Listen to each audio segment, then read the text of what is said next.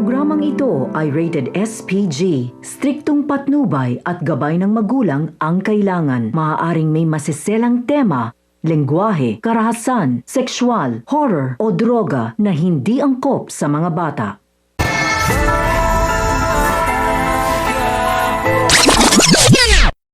Mga dapat nating abangan sa FPJ's Batang Quiapo. Mangyayari na nga ang pinakaihintay na araw ni Ramon kung saan ikakasal na ito kay Mokang. Habang sa parehong araw naman ay babasahan na ng sakdal ang ating bidang si Tanggol.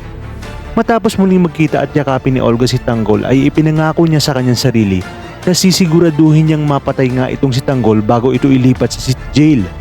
Ngunit tila mabibigo siya kaya naman dito gagamitin niya ang kanyang mga galamay upang pahirapan ng gusto si Tanggol sa loob ng bilibid. Sa kabilang banda, patuloy man ang kasal ni Mokang at Ramon ay alam naman ni Ramon sa kanyang sarili na wala itong bisa dahil hindi naman talaga Alberto Trias ang kanyang tunay na pangalan. At isa nga ito sa mga plano niya. Di na nga magtatagal ay malalaman na ni Ramon ang katarantaduhang ginawa ni na Olga at Tibid at pangluloko nito sa kanya. Kung kaya't dito ipinangako niya sa kanyang sarili na pagbabayarin niya ang mga ito. Ngunit bago ito ay kinakailangan niya munang mailabas ang kanyang tunay na anak na si Tanggol sa bilibid. At dahil alam niya ngang si Pacheco ang direktor ng Enleia ay mukhang mahihirapan siya na gamitin ang kanyang koneksyon. Kaya naman nautusan niya si General Ribas at makikipagtulungan siya na pabagsakin si Pacheco, hindi lang para makalaya ang kanyang anak.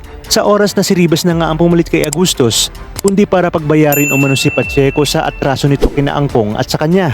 Dagdag pa nito, na wala na umano silang magiging tinik sa lalamunan sa kanilang mga illegal na transaksyon ng droga sa Quiapo.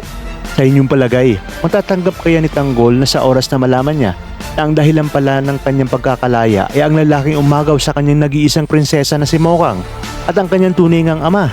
Kaya namang kapamilya kapit lang dahil marami pa tayong dapat abangan. Ito lang sa pambansang teleserye ng Sambayanan, ang FPJ's Batang Quiapo.